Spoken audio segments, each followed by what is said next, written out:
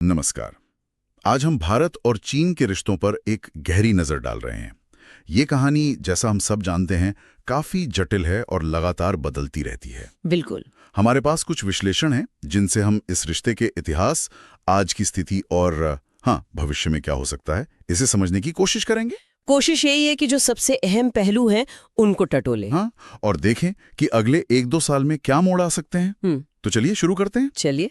अगर हम थोड़ा पीछे देखें इतिहास में, 1962 का युद्ध हुआ। उसके बाद तो खैर काफी लंबे समय तक रिश्ते एकदम ठंडे रहे। हाँ, वो एक बड़ा टर्निंग पॉइंट था। फिर 90 के दशक में कुछ लगा कि माहौल सुधरेगा। सीमा पर शांति के लिए वो समझौते हुए, एक 1993-96 वाले CBMs। हाँ, कॉन्फिडेंस बिल्डिंग मेजर्स। और फिर 2012 में WMCC भी बना, वो वर्किंग मैकेनिज्म। अच्छा। हाँ, WMCC, जो लोकल कमांडरों के बीच सीधी बातचीत के लिए था, है ना?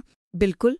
लेकिन देखिए, 2017 में डोकलाम हुआ और फिर खासकर 2020 में जो गलवान घाटी में हुआ, उसने माहौल बिल्कुल पलट दिया। गलवान, वो तो बहुत गंभीर था। बहुत ज्यादा।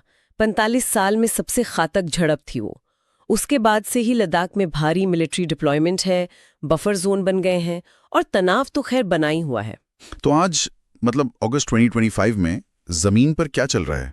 मैंने सुना है कि वो WMCC और स्पेशल रिप्रेजेंटेटिव लेवल की बातचीत फिर से शुरू हुई है। हाँ, बातचीत हो रही है। उसे स्पष्ट भी कहा जा रहा है। स्पष्ट मतलब शायद दोनों पक्ष अब अपनी चिंताएं ज्यादा खुलकर रख रहे हैं और 18 अगस्त को वांगी और अजीत डोभाल की मीटिंग भी तय है नई दिल्ली में। अच्छा, लेकिन क्या इसका मतलब यह है कि तनाव कम हो रहा है या सिर्फ बातें हो रही है? देखिए, बातचीत होना एक बात है, लेकिन जमीनी हकीकत यह है कि फौज की भारी तैनाती अभी भी है। वो जो 2020 से पहले की स्थिति थी ना, वो पूरी तरह बहाल नहीं हुई है अभी तक। हाँ, एक पॉजिटिव संकेत शायद ये है कि 5 साल के गैप के बाद भारत चीन सीधी उड़ानें फिर से शुरू हो सकती हैं, शायद। ओह, अच्छा। हाँ, शायद अगस्त के आखिर में जो SCO समिट है उसके आसपास कोई घोषणा हो सकती है। सीधी उड़ानें, ये इंटरेस्टिंग है। क्या ये सिर्फ एक टोकन जेस्चर है या इससे वाकई रिश्तों में कुछ नरमी आ सकती है? देखिए, अपने आप में शायद ये कोई बहुत बड़ा बदलाव ना लाए, पर हाँ, माहौल को थोड़ा सामान्य बनाने की दिशा में एक छोटा कदम तो हो ही सकता है।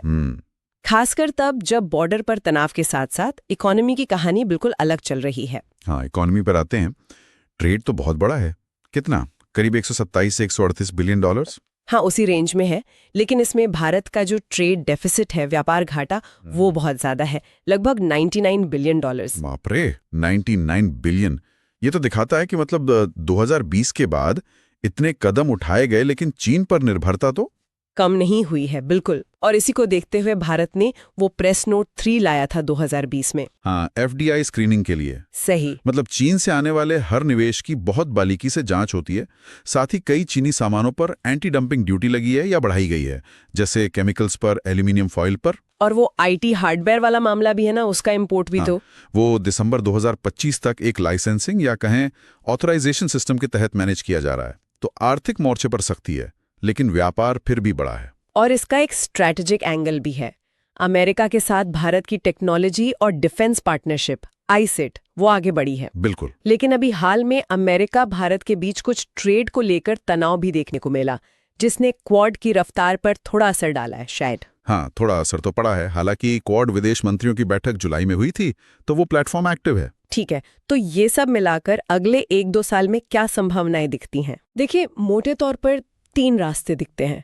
पहला, जिसे कह सकते हैं मैनेज राइवलरी या प्रबंधित प्रतिद्वंदिता। अच्छा, मतलब सीमा पर धीरे धीरे किश्तों में कोई प्रगति हो, थोड़ी आर्थिक सामान्यता आए, जैसे ये उड़ाने वगैरह। हाँ, लेकिन जो मुख्य मुद्दे हैं वो बने रहेंगे, तनाव और बातचीत साथ साथ। ठीक है।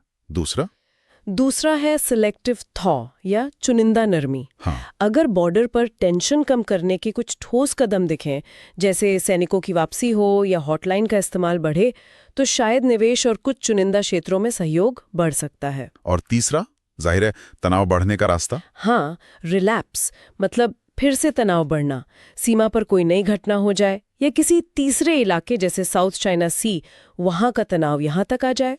और ज्यादातर एक्सपर्ट्स मान रहे हैं कि जो बेसलाइन सिनेरियो है वो पहले वाला है, मैनेज्ड राइवलरी। बिल्कुल।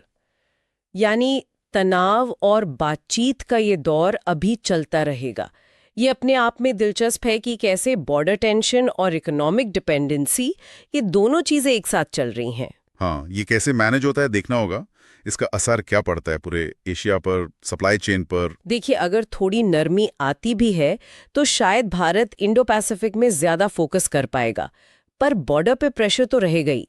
सप्लाई चेन की बात करें तो भारत के जो जरूरी सेक्टर हैं जैसे इलेक्ट्रॉनिक्स, फार्मा, वो अभी भी चीनी कंपोनेंट्स पर बहुत निर्भर हैं। हाँ, एकदम से अलग होना तो मुश्किल है। बहुत मुश्किल और महंगा भी।